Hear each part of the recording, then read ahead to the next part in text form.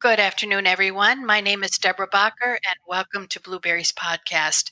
This is the week of June 8th, 2020, and today I'm delighted to welcome Dr. Justin Menkes to talk about the crisis effects on the CEO human. Justin is globally recognized as an outstanding executive coach. His books include Wall Street bestsellers, Executive Intelligence, and Better Under Pressure. His work has been featured multiple times in the Harvard Business Review, as well as in a New Yorker article written by Malcolm Gladwell. Justin holds a PhD in organizational behavior from Claremont Graduate University, where he studied under the great Peter Drucker. Justin, welcome. It's a pleasure to have you. Pleasure to be here, Deborah. I wanted to dial the time clock back just a little bit. A few weeks ago during one of our delightful discussions, you brought up something that really resonated with me, and I'm so happy that you agreed to come on the podcast and talk about it. And it was the effects that the crisis, the pandemic, and everything surrounding the pandemic, including the social issues and so forth, one thing after another, what that effect is having on the CEO human. You mentioned that you had been working with CEOs, as you do in your profession, and you've noticed that they are undergoing a period of great stress. And I was wondering if you could talk about that just a little bit to get our time started. What does this look like to you from your perspective? Oh, yeah, it's a sense of mental exhaustion that I'm seeing across the board that I've never seen before. They Right? are quite simply exhausted. Is this a different type of exhaustion, Justin, than from the very beginning when this pandemic first shut everything down till now, or how has it manifested itself in that period? It is a different type of exhaustion. It's so overwhelming to some that it's leading to a disengagement from their jobs, a sense of just being lost. It's just they're being overwhelmed by a circumstance. So they're working from home or they're working remotely from their teams. A very different pace than the momentum that typically excites them and helps them produce their very best work and very best decisions. How does that manifest itself in the individual? Is this a sort of grief? That can't be understated, Deborah, what you just said. I mean, CEOs have two families. Everybody knows that. They have their family at home and then they have their work family, and they spend far more time with their work family than they do at home. That's just the nature of the job.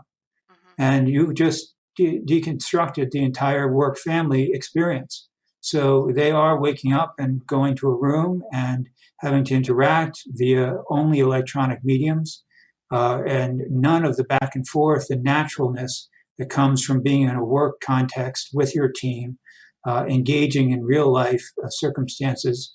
All of that has been taken away. So it's a total deconstruction of their reality, and it is horribly disconcerting. You mentioned something I thought was very interesting, and that the CEO has two families. Can you get into that a little bit? What does that mean? Well, I mean, they get as much. This is something I talked a bit about in Better Under Pressure. The leaders get as much from their teams as their teams get from them. And what I mean by that is leaders are used to a sort of feedback loop from their own work with colleagues, with internal and external stakeholders. They're used to getting a positive feedback loop, a sort of as if they're sort of getting some wood on the ball, that they're hitting and resonating, that their messages are working. They're used to getting that positive gratification. And all of those factors have been removed. They've just been thrown into a total unknown, a situation of the breadth of lack of precedent for it has never been experienced, and they've never been prepared for it. You mentioned Better Under Pressure, the need for preparation, and just to underscore, this is something that they couldn't have anticipated, correct? Oh, there is no plan for this. I'm working with a CEO of a multi-unit healthcare company, and they had to shut down entirely for 10 weeks. Now they've reopened, and they found demand to be 120% over 2020 plan, but they also are highly cognizant that in their markets there's over 20% unemployment, 25% in most of them. So they know that this isn't going to last, but they have no idea what that means. Another CEO I work with is runs one of the larger gym chains in the country, and gym chains have been one of the more profitable industries, virtually printing money for the last 7 to 10 years, and they're trying to find a way after a total shutdown to find a model just to survive. Profitability isn't even on the board right now; it's survival. How do you run a business that's very foundation was built on having as many people in as small a space as possible? How do you do that? So all the KPIs, all of the measurement systems that CEOs have conditioned to meet or strive to meet are gone. Fair Yeah, enough? absolutely. And So they with and they Go think ahead. of themselves. They think of themselves as having to be this unstoppable, inspirational, leader of morale, and that's where the exhaustion comes in. Mhm. They're off the deep end. They're in a totally unplanned scenario, and yet they feel that they have to carry the burden of a workforce that is in total disarray. You understand them so well. So what is it? What are some of the points that you are communicating to them about these unusual responses to their condition? What are you saying to them, Justin? Well, one of the most universal, you can't violate human physics. And human physics, one of the most universal factors in it is a sense of control over your own destiny is crucial to having quality of life. And CEOs, more than most people, have a sense of control over their own futures. And what's happened with this crisis is that all of that control has been thrown out the window. So they have been put in a position of potential depression because lack of control, and the fancy psychological term for this is called locus of control, Mhm. but it just simply means that control is outside of their own hands, own doing. To have it entirely out of their own hands is something that's caused a lot of them to get, quite frankly, depressed. Mm. I remember Peter Drucker, who you've studied with, and of course everybody's a fan. Who isn't a fan of Peter Drucker? But one of the things that he had said that I remember is that the executive's time tends to belong to everybody else.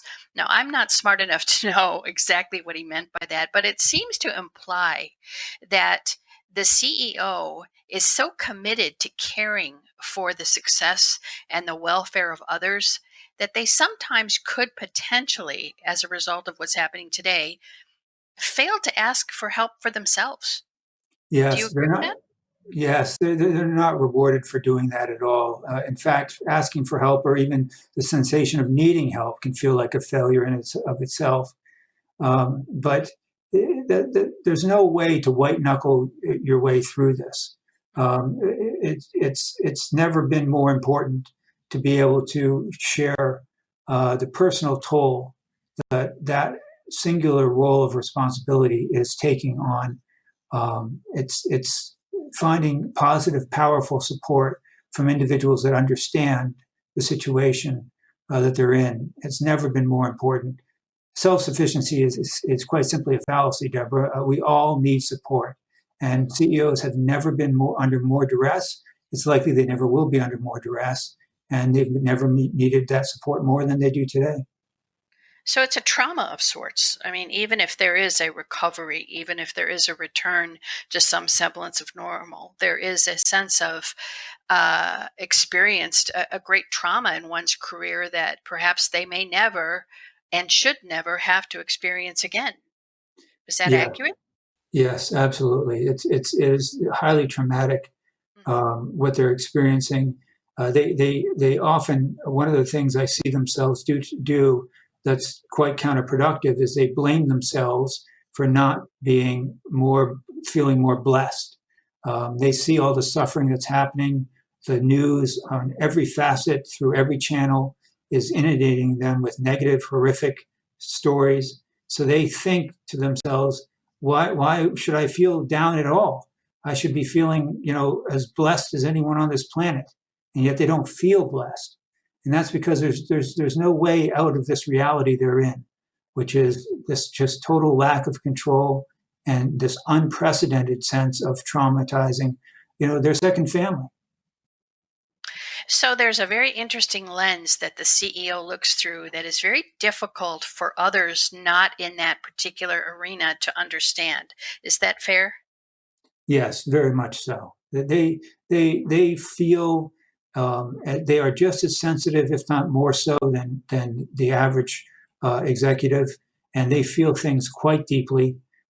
Anyone in a private conversation quickly becomes aware of just how sensitive these CEOs are to the plight of their people and to what they're having to do, the tough decisions that are having to be made almost on a daily basis. And there's very little sunlight coming through for them right now. Is there a personal opportunity, Justin, that these executives have to, if possible, optimize the situation that they're in? Yeah, I mean, what they really, I mean, they have to make the best decisions in the most positive uh, mental clarity that they can find. And this will be a struggle. This will be a challenge that they look back on for the rest of their lives as being just singular and in terms of its intensity and its demand. And so they will endure it. Sometimes, Deborah, there's nothing more to do than endure, and that's what they have to find a way to do is to endure this period with the maximum amount of mental clarity that they can bring to bear. You provided so much insight into what their world is like, and those listening in on our podcast today who may not be occupying a seat in the corner office right now could benefit with empathy on what that position is requiring. And as well as those who are in those seats, to be able to hear this as a confirmation of what it is that they are experiencing is very comforting in a way, and at the same time confirming.